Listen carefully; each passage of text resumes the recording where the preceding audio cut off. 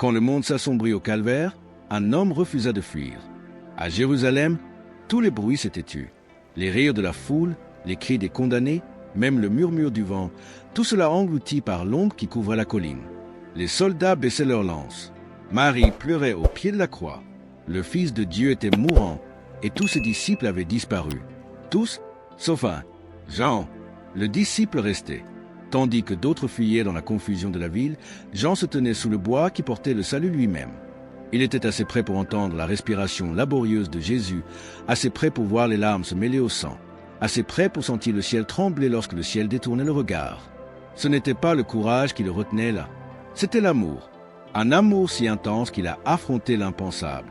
Dans cette vidéo, vous découvrirez pourquoi Jean est resté là où d'autres ont fui et comment ce moment l'a transformé, passant d'homme de tonnerre à homme d'amour. Vous verrez la croix non seulement comme le lieu où Jésus est mort, mais aussi comme celui où Jean est né de nouveau. Vous comprendrez pourquoi Jésus, depuis son agonie, a baissé les yeux et confié sa mère, Marie, à Jean, un geste porteur d'un mystère plus profond que beaucoup ne le pensent. Et en écoutant, vous commencerez peut-être à vous retrouver dans son histoire, car il ne s'agit pas seulement d'un disciple d'il y a 2000 ans. Il s'agit de l'épreuve à laquelle tout croyant est confronté. Quand la foi coûte tout, resterez-vous? Jean n'était pas l'apôtre le plus bruyant. Il n'était pas le chef qui a prêché à la Pentecôte ni l'homme qui a dégainé son épée dans le jardin. Mais lorsque la tempête est arrivée, il est resté. Sa présence sous la croix est devenue le pont entre l'ancien et le nouveau monde, entre la douleur de la crucifixion et la gloire de la résurrection. Tandis que le monde s'écroulait autour de lui, Jean resta immobile. Et dans ce silence, quelque chose de sacré se produisit. Jésus leva les yeux, submergé par la douleur, et contempla le seul disciple encore présent. Leurs regards se croisèrent, l'angoisse humaine rencontrant la compassion divine, et le Christ prononça les paroles qui les uniraient à jamais. « Femme, voici ton fils. » Puis à Jean, « Voici ta mère. » À cet instant, le Fils de Dieu confia sa propre mère à un pécheur de Galilée. C'était plus qu'un commandement. C'était une transmission de confiance, un héritage spirituel. Jean devint non seulement un témoin de la mort du Christ, mais aussi le gardien de son amour. C'est ce qui le rendit différent. Des années plus tard, lorsque Jean écrira son évangile, il ne se décrira pas comme courageux, digne ou élu. Il dira seulement « le disciple que Jésus aimait ». Parce que cela suffisait. L'amour était son titre, sa vocation et sa transformation. Mais l'histoire de Jean ne commence pas à la croix. Elle commence bien avant, alors que le tonnerre grondait encore en lui. Et pour comprendre pourquoi il fut le seul à rester, nous devons d'abord comprendre qu'il était avant même de suivre Jésus. Avant que Jean ne devienne l'apôtre de l'amour, il était une tempête. Bien avant que son nom ne résonne dans les églises et les Écritures, il était simplement Jean, fils de Zébédée, pêcheur sur la mer de Galilée. Ses mains étaient abîmées par les filets, ses épaules endurcies par des années de labeur, et son cœur agité. Chaque matin, les vagues miroitaient sous le soleil levant, et Jean tirait ses filets aux côtés de son frère Jacques, tous deux rêvant de quelque chose au-delà de l'horizon. Il avait tout ce qu'un jeune homme pouvait désirer, un métier, une famille, un avenir. Pourtant, quelque chose en lui palpitait d'insatisfaction. Il voulait plus, pas plus de poissons, plus de sens, plus de feu. Il était fait pour l'intensité. Même dans sa jeunesse, il y avait du tonnerre en lui, bruyant, impulsif, impossible à contenir. Il avait un tempérament colérique, une langue acérée et une ambition capable de déplacer des montagnes ou de détruire des amitiés. Lorsque Jésus l'appela pour la première fois, il ne l'appela pas « bien-aimé ». Il l'appela Boanerges, fils du tonnerre, Marc 3h17. Ce n'était pas un surnom poétique, c'était la vérité. C'était Jésus qui reconnaissait la tempête qui l'envahissait. Jean et son frère demandèrent un jour à Jésus des places d'honneur, l'un à sa droite, l'autre à sa gauche, comme s'ils pouvaient négocier leur entrée dans la gloire. Un autre jour, alors qu'un village samaritain refusait de les accueillir, Jean se tourna vers Jésus, les yeux ardents, et dit « Seigneur, veux-tu que nous fassions descendre le feu du ciel pour les détruire ?» Luc 9h54. Voilà qui était Jean avant que la grâce ne perce les nuages d'orage. Passionné, téméraire, sincère, mais égaré. Il aimait Jésus, mais à ses propres conditions. Il le suivait, mais pour de mauvaises raisons. Il voulait le pouvoir sans sacrifice, l'influence sans capitulation. Et pourtant, Jésus ne le rejeta pas. Il n'éteignit pas le tonnerre. Il le força. C'est ce qui rend l'histoire de Jean si extraordinaire. Jésus ne lui a jamais dit de devenir quelqu'un d'autre. Il a simplement redirigé son feu. Il a percé à jour son arrogance et a découvert la loyauté qui y était cachée. Il a vu au-delà du bruit et a trouvé un cœur capable de porter un jour son message jusqu'aux extrémités de la terre. La transformation de Jean ne s'est pas faite du jour au lendemain. Elle a commencé par de petits moments, conversation, regard, silence. Le Fils de Dieu n'avait pas peur de son feu. Il était assez patient pour l'affiner. Et c'est peut-être là que l'histoire commence à nous parler. Car beaucoup d'entre nous sont comme Jean. Nous brûlons de conviction. Nous parlons avant de réfléchir. Nous aspirons à être remarqués, à être utilisés par Dieu, mais nous oublions que la sainteté n'est pas une question de volume. C'est une question d'abandon. Jean est venu à Jésus comme une tempête et le Christ ne l'a pas fui. Il a affronté le tonnerre et a dit « Suis-moi ». Cet appel n'était pas un simple ordre, c'était un sauvetage. Par cette simple invitation, le bruit a commencé à s'apaiser. Les vagues intérieures de Jean ont commencé à s'apaiser. Il a jeté son filet, quitté son bateau et s'est lancé dans une histoire qui allait le briser, le guérir et finalement faire de lui la voix de l'amour divin lui-même. À bien y regarder, le moment où Jésus appela Jean marqua le début d'un paradoxe divin. Ce même feu qui autrefois cherchait la destruction illuminerait un jour la parole de Dieu. Le Fils du tonnerre deviendrait la voix de la douceur, écrivant « Bien-aimés, aimons-nous les uns les autres, car l'amour vient de Dieu. » 1 Jean 4:7. Mais cette transformation prit du temps, des années à marcher aux côtés du Messie, des années d'incompréhension, d'échecs, de correction et d'émerveillement, des années à observer le pouvoir se redéfinir, non par la conquête, mais par la compassion. Avant donc de devenir l'homme qui resta près de la croix, Jean dut apprendre ce que signifie vraiment suivre. Et tout commença par une invitation, le moment qui changea tout. Car un jour, alors que Jean se tenait au bord du Jourdain, un homme lui montra du doigt et dit « Voici l'agneau de Dieu qui enlève le péché du monde. » Et à partir de cette seule phrase, le monde de Jean ne serait plus jamais le même. Ce matin-là, la rive résonnait de voix. Le prophète Jean-Baptiste se tenait dans le Jourdain jusqu'à la taille, sa voix résonnant par-dessus le courant, appelant Israël à la repentance. Parmi la foule se tenait un jeune pécheur, celui-là même qui écrirait un jour sur le ciel lui-même. Il ignorait que ce jour diviserait sa vie en un avant et un après. Et puis c'est arrivé. À travers la brume de l'eau, un homme s'approcha. Ni un prêtre, ni un chef, mais un charpentier de Nazareth. Jean-Baptiste marqua une pause au milieu d'une phrase, les yeux fixés sur lui, et prononça ces paroles qui allaient bouleverser l'éternité. « Voici l'agneau de Dieu qui enlève le péché du monde. » Jean 1h29.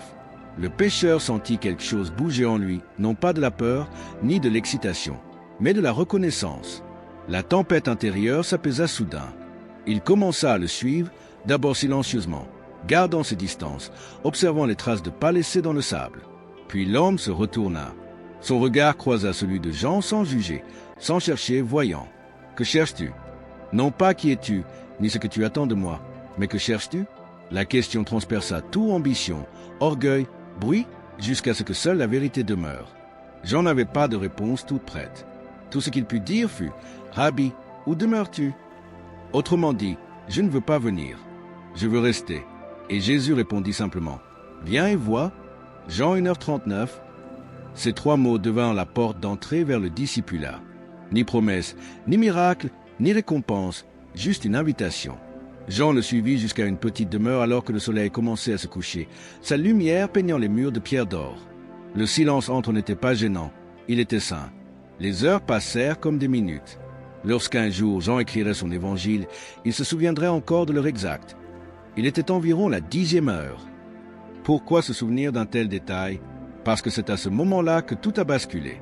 Non pas lorsqu'il a entendu parler de Jésus, mais lorsqu'il l'a rencontré. Quand la curiosité s'est transformée en conviction, et la conviction en foi. À partir de ce moment, Jean n'est plus jamais parti. Il avait trouvé ce que tout homme inquiet recherche, non pas une information, mais une présence. Le Verbe fait chair l'avait regardé dans les yeux et lui avait dit « Viens ». Et cette même invitation résonne encore à travers les siècles. Elle n'est pas criée, elle est murmurée. Elle n'exige pas, elle invite. Viens et vois. Elle interpelle le croyant perdu dans la routine, le chercheur incertain, l'âme lasse d'une religion vide. Elle vous invite à être témoin du même Jésus qui a transformé la foudre en tendresse, du même Jésus qui a vu le potentiel du chaos et l'a façonné en paix. À partir de ce moment, le cheminement de Jean ne consistait plus à rechercher la gloire, mais à apprendre la proximité. Pas à pas, il allait découvrir que suivre le Christ n'est pas une question de position, mais de transformation. Le rabbin qu'il suivait ce jour-là lui apprendrait à servir, à pardonner, à demeurer. Ainsi commença le voyage du Fils du tonnerre aux côtés du Prince de la paix. Les premiers pas de Jean après cette invitation ne se limitèrent pas aux pierres de Galilée, ils traversèrent l'éternité. Il ne comprenait pas encore l'ampleur de l'homme qu'il suivait. Il ignorait que ce rabbin guérirait les aveugles, ressusciterait les morts ou vaincrait la mort elle-même. Il ne réalisait pas qu'il marchait aux côtés du Créateur enveloppé dans une forme humaine. Mais quelque chose en lui le savait. C'était la voie qu'il avait attendue toute sa vie. À partir de ce jour, Jean suivit Jésus partout, dans les rues bondées et les collines solitaires, à travers les rires, les miracles, les tempêtes. Il observa le Fils de Dieu se mouvoir parmi les brisés et les oubliés, et peu à peu, chaque acte de miséricorde transforma l'homme qui n'avait autrefois rêvé que de pouvoir.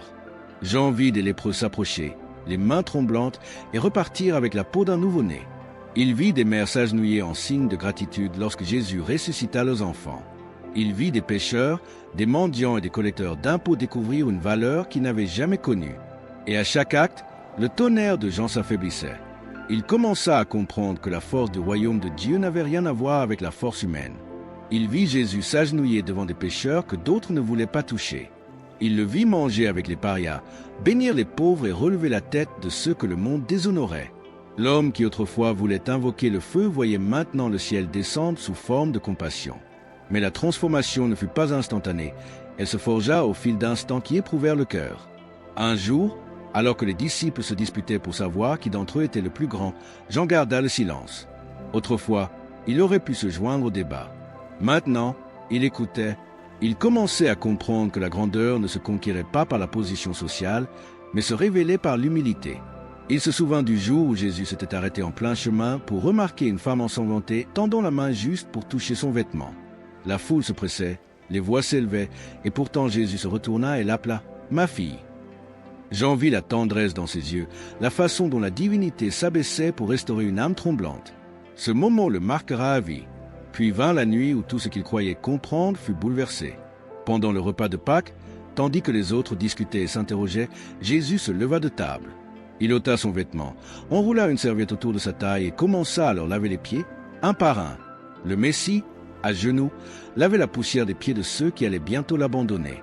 Jean se figea. Son cœur brûlait de honte et de crainte. Ce n'était pas le pouvoir tel que le monde le connaissait. C'était un pouvoir dépouillé de tout orgueil, celui qui s'abaisse assez pour guérir. Lorsque les mains de Jésus touchèrent l'eau, Jean réalisa que chaque goutte était un sermon. L'amour n'était pas quelque chose à admirer, mais quelque chose à vivre. Cette nuit le transforma à jamais. Il avait passé des années auprès du Maître, mais c'est à ce moment-là que les leçons devinrent vie.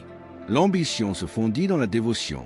Le feu qui brûlait autrefois en lui était toujours là, mais il avait changé de nature. Il ne cherchait plus à consumer, mais à réchauffer. Jean apprit que la proximité avec le Christ n'est pas une question de prestige, mais de transformation.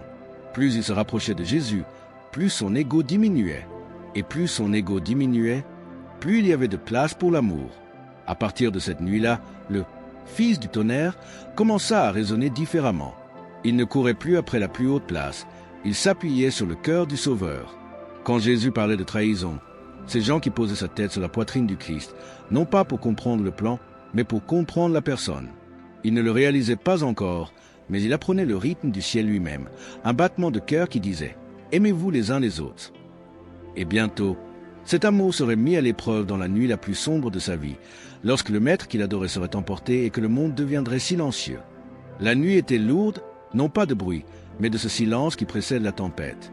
Les disciples avaient partagé leur dernier repas avec le Maître.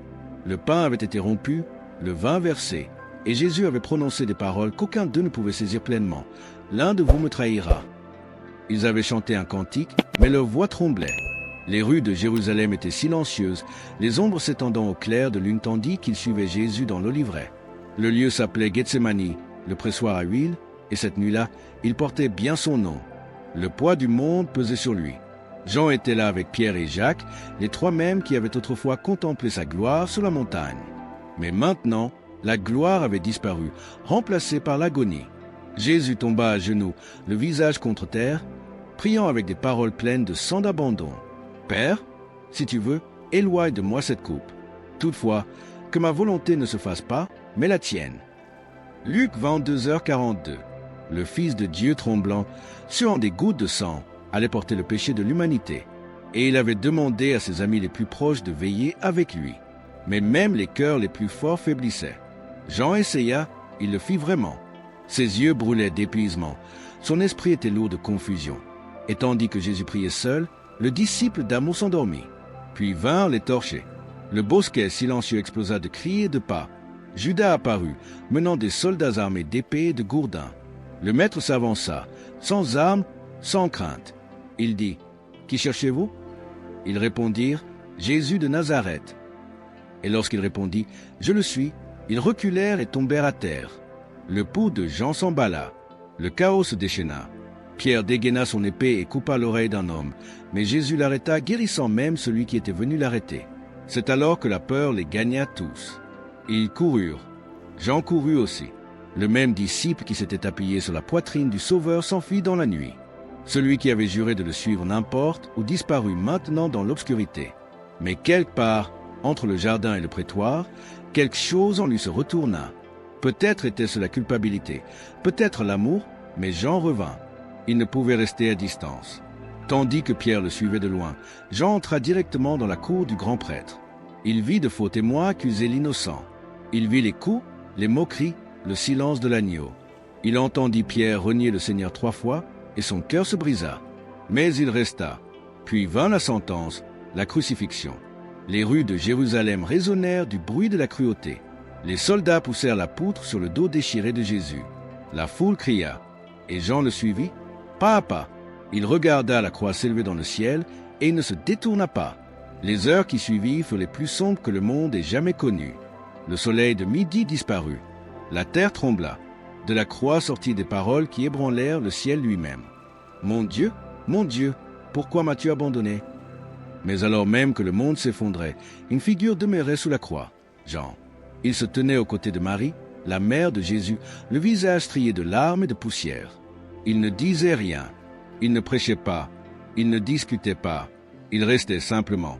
Et puis, à travers la douleur, le sang versé, un amour inimaginable, Jésus leva la tête, vit sa mère, puis Jean. « Femme, voici ton fils. » Puis à Jean, « Voici ta mère. » Jean 19, 26-27. À cet instant, tout changea. Le disciple, autrefois en quête de gloire, se voyait désormais confier une responsabilité, prendre soin de celui que le Christ chérissait le plus. C'était plus qu'un acte de compassion. C'était un transfert divin. Jésus donna à Jean ce qui lui restait de sa vie terrestre, sa propre mère. C'était comme si le ciel lui disait « Parce que tu es resté, je te ferai confiance avec amour. » Lorsque Jésus baissa enfin la tête et rendit son dernier souffle, Jean ne bougea pas. Il entendit la lance du soldat lui transpercer le côté. Il vit le sang et l'eau couler. Il observa jusqu'à ce qu'il n'y ait plus rien à observer, car l'amour ne s'en va pas quand les choses meurent. Il demeure jusqu'à la résurrection. Ce jour-là, le tonnerre fit place au silence. Le fils du tonnerre était devenu le disciple de l'amour, non par l'enseignement, mais par le témoignage du prix de la grâce. Et quand tous les autres se cachaient dans la peur, j'emportais une nouvelle mission, se souvenir. Chaque mot, chaque regard, chaque goutte de miséricorde. Il les porterait, non pas comme des histoires, mais comme une vérité vivante. Car l'amour ne se prouve pas dans le réconfort des miracles, il se prouve au pied de la croix. Le sabbat qui suivit la crucifixion ne ressemblait à aucun autre dans l'histoire.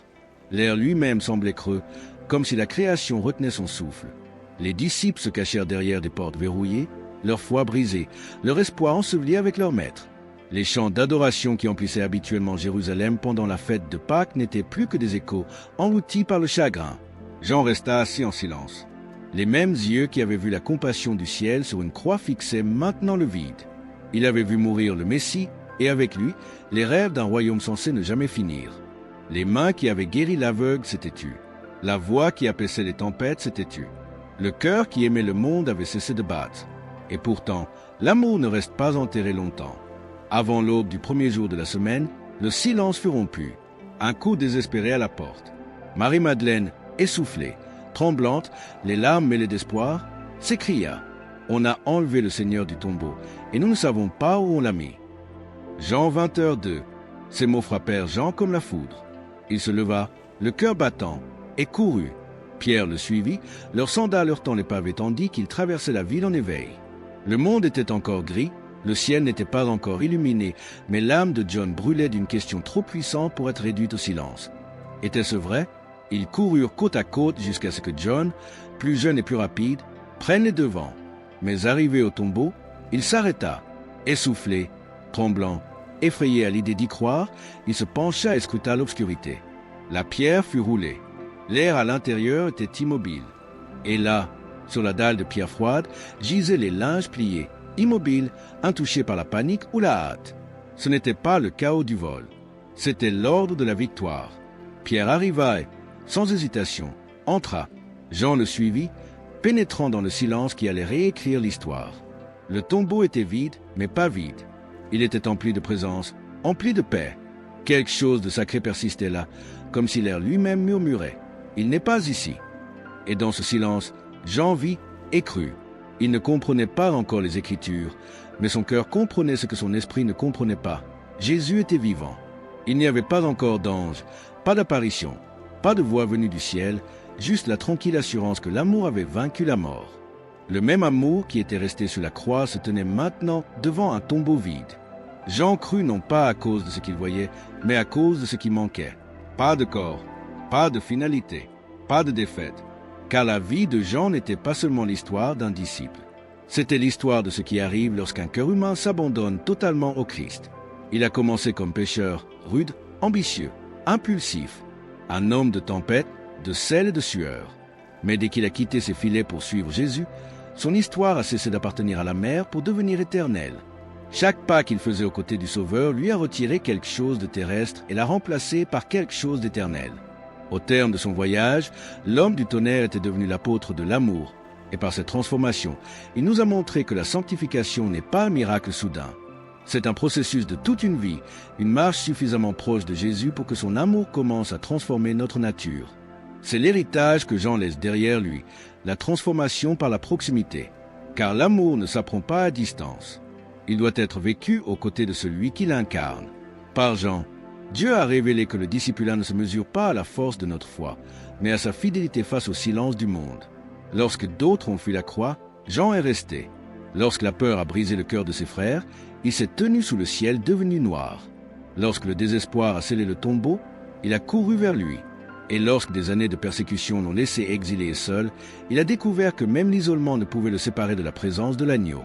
Son histoire murmure à chaque croyant aujourd'hui. La foi ne se prouve pas dans les moments de triomphe, elle se prouve dans les moments où l'on choisit de rester. De rester lorsque la prière semble sans réponse. De rester lorsque les cieux semblent silencieux. De rester lorsque le prix de l'obéissance brûle. Car c'est là que la transformation se produit, dans la persévérance. Jean nous rappelle également que la révélation n'est pas donnée aux puissants, mais aux fidèles. L'Empire a tenté de le réduire au silence par l'exil, mais le ciel a choisi ce silence même pour révéler sa vérité la plus éclatante. C'est isolément que Jean a vu le trône, l'agneau et la nouvelle Jérusalem. Et c'est peut-être là la leçon cachée dans chaque épreuve. Les moments où l'on se sent le plus oublié peuvent être ceux où le ciel est sur le point de parler. Mais surtout, l'héritage de Jean nous enseigne que l'amour n'est pas une faiblesse, mais une force affinée par la grâce. Il a appris que l'amour ne rugit pas toujours. Parfois il murmure. Il ne combat pas toujours. Parfois il pardonne. Il ne remporte pas toujours les applaudissements. Parfois il saigne discrètement au pied de la croix. Et pourtant, cet amour est la seule force qui puisse changer le monde. Car le pouvoir s'affaiblit. La connaissance s'affaiblit. Les royaumes s'élèvent et s'effondrent. Mais l'amour, celui qui reflète le Christ, demeure. C'est pourquoi Jean a écrit. Ces choses ont été écrites afin que vous croyiez que Jésus est le Christ, le Fils de Dieu, et qu'en croyant vous ayez la vie en son nom. Jean 20h31, il ne voulait pas être admiré. Il voulait une transformation. Il ne voulait pas que son nom soit rappelé. Il voulait que le nom au-dessus de tous les noms soit glorifié. Chaque mot qu'il écrivait, chaque vision qu'il retranscrivait, chaque lettre qu'il envoyait provenait d'une seule vérité. L'amour n'est pas le début du discipulat, mais sa preuve. Et c'est l'invitation que sa vie nous adresse encore aujourd'hui, à vivre non seulement avec la foi, mais avec un amour qui demeure, à servir sans attendre de reconnaissance, à endurer quand il serait plus facile de fuir, à rester fidèle même lorsque la croix réapparaît dans nos vies, car l'amour qui demeure est l'amour qui sauve. Et c'est peut-être ce que Jean nous dirait s'il pouvait se tenir parmi nous aujourd'hui. Il ne parlerait pas de visions ou de prophéties, ni des mystères de la fin des temps.